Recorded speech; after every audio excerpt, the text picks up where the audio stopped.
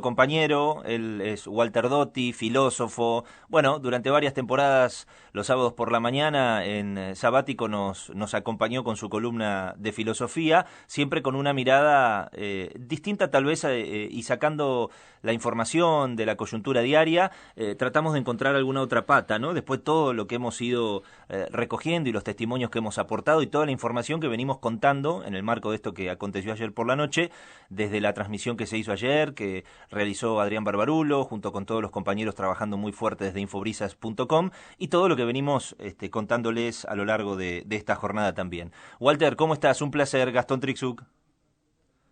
Gastón, ¿cómo estás? Bien, Muchas gracias bien. por la llamada. Buenas tardes, buenas tardes. Bueno, Buenas tardes. Walter, pedirte una reflexión más allá de lo personal, si Ujú. hoy, bueno, fue un día feriado, entiendo que no se prestó para que junto con tus alumnos universitarios puedas hablar del tema, pero ¿cómo se enfoca esto desde la filosofía? Pienso, ¿no?, en los chicos en formación, Ujú. chicos y chicas, que por primera vez en su vida ven una situación similar y a la cual hay que, por lo menos, tratar de encontrarle alguna explicación. Sí, yo creo que lo más propio sería evitar las simplificaciones, ¿no? Ayer escuchaba a algunos mediáticos economistas que aparecían dando vueltas por los medios, tratando de llevar esto a un simple acto aislado de una persona que quizás estuviera desquiciada o algo por el estilo, pero me parece que eso es como digo, una reducción de la complejidad de un asunto que podría entenderse remontándonos a épocas lejanas.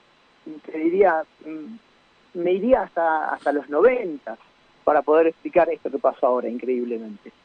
Me da la impresión de que en esa época ocurrió en la Argentina todo un sistema de tipo económico y político que generó que hubiera una separación social, un quiebre social, donde los beneficios del mercado recayeron en unos pocos y los beneficios de la democracia en grandes mayorías. Es decir, hubo un montón de gente que perdió en esa época derechos, que fue víctima de una exclusión sistemática, pero que mantuvo la soberanía política. Y parece ser que esto de los mercados, ¿no?, de la ampliación de los mercados, no se lleva demasiado bien con la ampliación de la democracia, porque cuando esto sucede empiezan a darse procesos intensos de separación social. Y esto me parece que es lo que empieza a explicar este acto particular, que no es otra cosa que un emergente de todo eso. Creo que ese proceso se acelera, y queremos poner una fecha simbólica a partir del año más o menos 2012, donde se ve con más fuerza la idea de que hay una gran cantidad de población que recibe los beneficios de la democracia, beneficios en cuanto a derechos, y que va perdiendo terreno en el espacio económico. Y bueno, esto va generando una aceleración de los procesos de polarización en los sentimientos de pertenencia social, ¿no? Y esto lleva al odio grupal, a la violencia social, y se van dando procesos de segregación simbólica, ¿no? Empiezan a aparecer en nosotros, por un lado, el otro, por el otro lado, que es el enemigo, ¿no? Carl Schmitt, un viejo pensador del derecho y de la política, hablaba de la categoría amigo-enemigo como lo propio de lo político. Y cuando uno separa el nosotros del otro, ese enemigo empieza a cargarse, a través de la mirada de uno, de un montón de distinciones simbólicas que lo separan del nosotros. Entonces uno empieza a darle una significación denigrante, a estigmatizarlo negativamente, y me parece que el referente de esas mayorías excluidas durante mucho tiempo fue Cristina Fernández de Kirchner. Uh-huh. De alguna forma, para un determinado grupo de clases altas y medias, más o menos acomodadas, que se autoperciben como un nosotros relativamente homogéneo, el otro, el enemigo, pasó a ser aquel marginado por el propio sistema, ¿no?, que adquirió una serie de condensaciones simbólicas que le permitieron diferenciar las clases, ¿no? Y eso lleva a una demonización. Nosotros somos los trabajadores, los honestos, los argentinos, los acomodados, que vivimos en un barrio bien. Los otros empiezan a ser los planeros, los postergados, los que no quieren darse al sacrificio, etcétera, etcétera. Y cuando alguien demoniza a otro, entonces lo deshumaniza. Y cuando alguien deshumaniza a alguien, lo único que queda como posibilidad es la necesidad del exterminio, de la eliminación. Es decir, se pasa de esa agresión simbólica que venimos viviendo hasta ahora a la agresión física. En algún momento debería pasar, y pasó ayer. Para nuestra sorpresa, yo la verdad que todavía estoy consternado, me parece que podía haber pasado para cualquiera de los dos lados, es decir, hubiera salido con la misma, con el mismo ímpetu a protestar si esto hubiese ocurrido con la oposición, ¿no? Con alguien de la oposición, pero me parece que se pasó se dio ese paso de la violencia o de la segregación simbólica a la segregación o a la violencia física, ¿no? Me parece que por ahí puede entenderse un poco mejor toda esta historia. ¿Sabés lo que me pasa a mí? Algo comentaba hoy en la apertura del programa. Fundamentalmente con muchos líderes o quienes están hoy dirigiendo países o lo han hecho en los últimos años, con presidentes, expresidentes.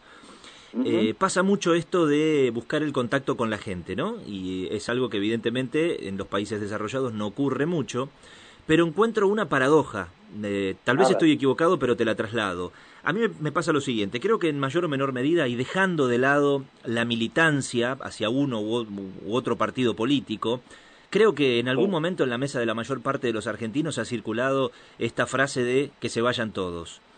En buena medida, la respuesta de que hoy en pleno 2022 Argentina tenga un 50% de pobres, 6 de cada 10 pibes estén en la pobreza, sea un país en el cual no se puede planificar, con una moneda rota, devaluado, de crisis reiteradas, de episodios que desembocan, por ejemplo, en lo que ocurrió ayer, hace que se alimente, si se quiere, esa frase del que se vayan todos. Pero, sin embargo, y voy a poner los dos polos de esta grieta, Macri-Cristina, Cristina-Macri, cuando salen a la calle hay un montón de gente que hace vigilias, que los abraza, que los busca, que quiere sus libros, sus fotografías, que los sigue, que hace 12 días que están haciendo, por ejemplo, una vigilia en Recoleta, 12 o 14 días, como si fuesen rock stars, como si fuesen estrellas, y hasta incluso un reconocimiento y un acompañamiento mucho mayor al que tiene un científico, al que tiene un docente, al que tiene un profesor universitario.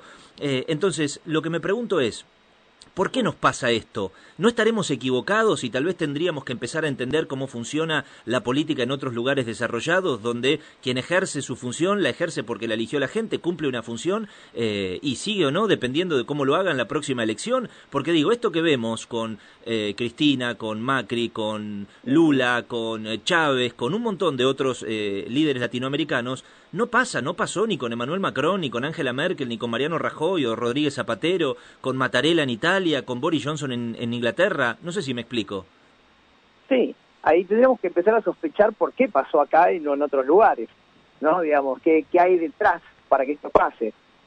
Ahí aparece muy fuerte, digamos, la sospecha de que tiene que haber una especie de manejo de creación de la opinión pública, del sentido común, en el cual los medios deben tener mucho que ver, ¿no? Digamos, los medios creo que canalizan este proceso que yo hablaba antes de separación, de demonización, y le ofrecen a la gente que está hambrienta de argumentos para sostener sus proyecciones psicológicas y racionales, un menú variadísimo, ¿no? Un menú que todos los días tiene un plato nuevo.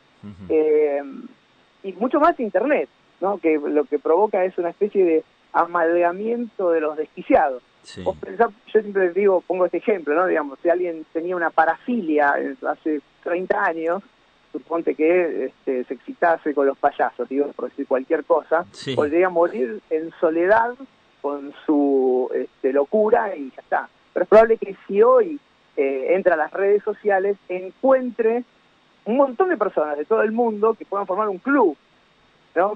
Donde se comparta el mismo tipo de gusto. Entonces digo, con una serie de medios que arengan y permiten que se alimente ese odio social, esa condensación simbólica, esa demonización, y con un Internet que nos da la razón siempre porque nos crea un universo propio, entonces evidentemente se van a generar quiebres sociales. Bien, fíjate que ahora no hay unanimidad en esto que vos decías, no hay más que se vayan todos. Ahora es que se vayan los otros. Claro, y de un lado y del otro. Y de un lado y del otro. De un lado y del otro, que se vaya el otro. Bueno, pero ¿sí? Porque están... yo me refiero también a este amor y a este seguimiento, a pesar de que la realidad argentina habla por sí sola, y este acompañamiento y este cariño, este amor incondicional que se le presenta a muchas figuras políticas. Yo te daba el ejemplo de que no pasa con muchos líderes europeos, por ejemplo, incluso en países que están muchísimo mejor que nosotros. Tal vez nos falta a nosotros hacer un poco de autocrítica y empezar a separar un poco lo que significa lo privado de lo público, la figura política que ocupa un cargo en un municipio, una provincia o en nación y que tiene que cumplir con sus responsabilidades y que no es un rockstar, porque también ocurre algo, y tiene mucho que ver esto de los medios y demás. Y yo lo he vivido durante más de una década cuando empecé a comparar la situación con Argentina. Hoy en Argentina, vos desde las 6 de la mañana hasta las 12 de la noche tenés, si quisieses escuchar radio, ver televisión y seguirlo a través de las redes sociales, tenés figuras políticas de todos los partidos que están hoy, que estuvieron y que van a estar en los principales medios hablando siempre de lo mismo, porque el discurso y el debate en Argentina siempre es la inseguridad, la inflación, el país bimonetario, la corrupción, la burocracia, y en otros lugares no ocurre, no se le da tanto protagonismo, incluso aún las cosas funcionando mucho mejor. Es cierto. Es probable que ahí lo que suceda es que nosotros nos encontremos frente a una desesperación, porque en realidad parece haberse probado todo en Argentina y nada haber dado resultado en ningún caso. Entonces, desde un punto de vista, alguien se aferrará a un tipo de solución y entonces encontrará que una determinada persona es la salvadora, y del otro lado pensarán que justamente esa propuesta política es la causa de todos los males, y entonces se aferrará, como decís vos, ¿no? Como con un fanatismo propio de un rockstar, a otra figura política. Y eso quizás tenga que ver con el desamparo, se me ocurre pensar ahora, ¿no? Digamos, en otros países quizás, como decís vos, no nos falta aferrarse a nada porque hay cosas que están resueltas. Exacto. Y hay ciertos consensos ya establecidos, pero en el nuestro no. Y entonces, como sucede con los actos de fe, uno tiene que aferrarse a algo, ¿no? Cuando uno está desesperado, cuando no puede... Pensaba en eso. No encuentra solución ninguna, entonces recurre a la fe y se abraza a lo que tenga a la mano. Muy probablemente tenga que ver con esta cuestión, ¿no? Digamos, en otros países quizás no les haga falta eso. Hay consensos que parecen estar dados. Bueno, aquí parece romperse los consensos todo el tiempo. Bueno, en cualquier caso, creo que vamos a coincidir en que la construcción es de todos, ¿no? Algunos pueden tener en la torta una porción un poco mayor que otros, pero tampoco se trata de desligar responsabilidades de unos de otros. Quiero decir, la sociedad civil, el arco político, el sindical, el empresario, la iglesia, los fieles, todos entiendo que algún día debiéramos tratar de unificar criterios, porque en definitiva creo que en mayor o menor medida todos tenemos los mismos objetivos, ¿no? Mejorar la calidad de vida de los argentinos, que esto sea un país en el cual se pueda trabajar tranquilo, vivir tranquilo, proyectar tranquilo, todos, todas, y a partir de ahí esto se logra únicamente si unificamos criterios, que es lo que lamentablemente, por lo menos a mí en mis 41 años casi, me da la sensación de que cada vez estamos más lejos de poder unificar. A ver, en el ámbito político se habla constantemente de estos 10 puntos. Hay que elaborar 10 puntos de gestión a nivel nacional y que se sostengan gestión tras gestión, independientemente de quién gobierne, para que en esos 10 puntos, no lo sé, moneda, inflación, seguridad, educación, salud, se tome un camino que de 4 años en 4 años pueda ir mejorándose y que no venga uno y te haga borrón y cuenta nueva. Y estamos lejos de eso, y lo llevo escuchando por lo menos 10 años. Sí, el problema es cómo se puede generar esa homogeneización de los criterios, ¿no? Porque la idea puede ser progresiva o regresiva, es decir, puede dar lugar a nuevas ideas o puede ser muy peligrosa. Me refiero a lo siguiente. Sí. Cuando uno busca el consenso y el orden, quizás a veces nos tentamos en lograr que haya un único discurso, ¿no? Eso generaría consenso y generaría orden. Pero ¿qué orden queremos? ¿Queremos ese orden, el orden en el cual haya un discurso único? No creo. Digamos, la sociedad más organizada y ordenada de la historia, sin duda, ha sido el nazismo, ¿no? Mirá cómo son las cosas, de ¿no? modo que no sé si esa es la idea. Quizás lo que haya sí que hacer es retomar lo que querían hacer lo que hacían en realidad los antiguos griegos, es decir, que el consenso llegue luego de la deliberación. Es decir, que haya consenso a través de la deliberación de ideas democráticamente. Y no estamos maduros para eso. ¿Por qué? Porque la democracia es un sistema muy complejo, el mejor que tenemos, pero el más difícil de llevar a cabo también. En la democracia uno tiene que subir al ring... A consensuar con todos. A consensuar con todos, absolutamente con todos. Es decir, incluso con aquellos que están por fuera del discurso democrático. Esta es la paradoja que trae la democracia, ¿no? Uno tiene que subir al ring y argumentativamente luchar con todos. Vuelvo a decir, argumentativamente, no pasar a la violencia física como ha sucedido ayer. Y creo que nos cuesta un montón hacer esto. Es decir, ¿por qué? Porque tenemos visiones simplificadas de las cosas, ¿no? También vuelvo con lo de los medios. Los medios necesitan llegar a cada vez más gente, y para llegar a más gente tienen que simplificar y esquematizar realidades complejas. Bien, por ejemplo, suponer que todos los males provienen de un solo enemigo. Esa es una visión pueril de la realidad. De modo que cuando tenemos argumentos, digamos, bases pueriles para la discusión, los resultados de la discusión también son pueriles. Entonces lo que terminamos haciendo es peleándonos como los chicos se pelean en el jardín de infantes. Sin duda. Creo que ahí nos falta la madurez para entender de qué trata la democracia. La democracia es esta exigencia, vuelvo a decir, de el debate, el diálogo, la dialéctica constante, ¿sí? de ideas. Y saber bajar la cabeza, por ejemplo, cuando alguien tiene, cuando se evidencia a través de la razón que el otro está en lo cierto. Eso no lo sabemos hacer. Me parece que no lo sabemos hacer. Walter, entonces, la última. Toda la historia que bien conoces, y particularmente la historia de la filosofía, te llevó a este concepto del orden mundial.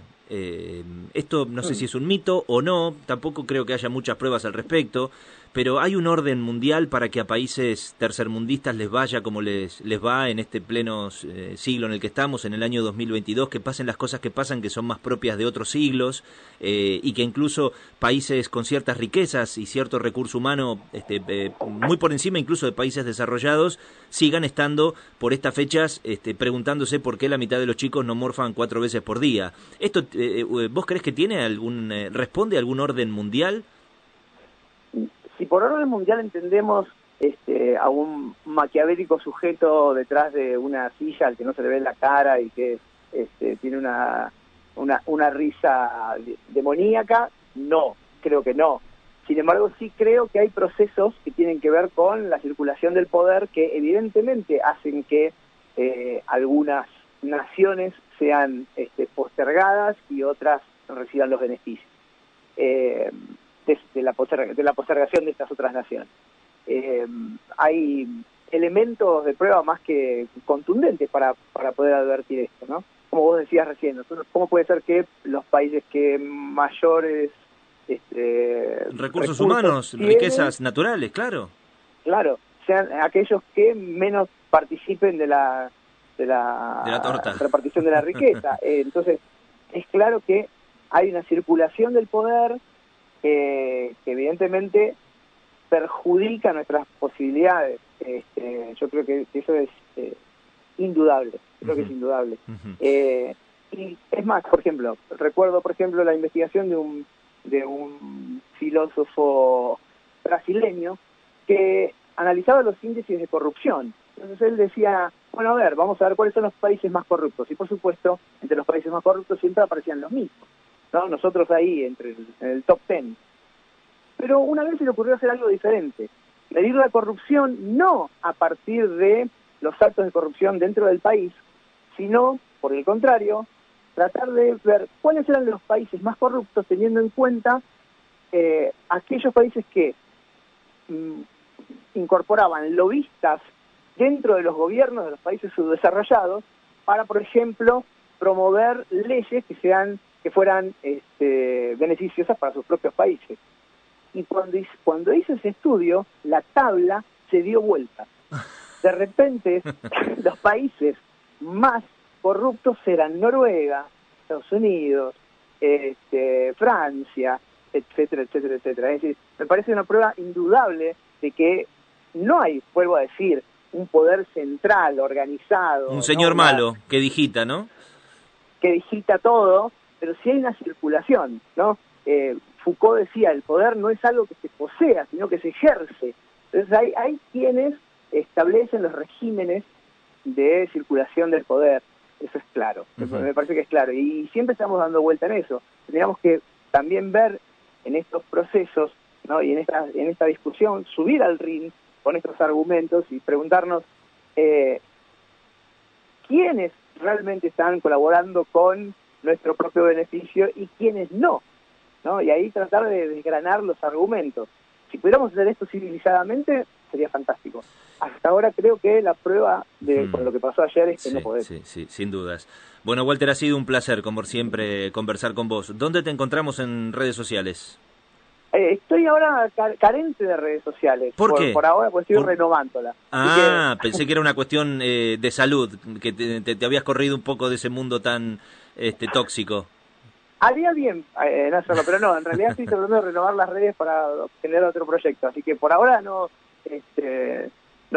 tienen forma de contactarse conmigo espero contactándose contigo. Pero volverás y además tengo entendido que se está preparando, no sé si llegará a tiempo este año o no, pero bueno, una charla de filosofía abierta a toda la comunidad, así que estaremos pendientes también para informarlo en su momento. Walter, te agradecemos mucho la charla. Bueno, te agradezco vos, Gastón. Un abrazo y grande. Esperemos que no se vuelva a repetir nunca más. Ojalá que esto no vuelva a ocurrir. Gracias, Walter. Chau. Walter Doty, filósofo, conversando con nosotros en Brisas, segunda edición. 33 minutos pasaron de las 18.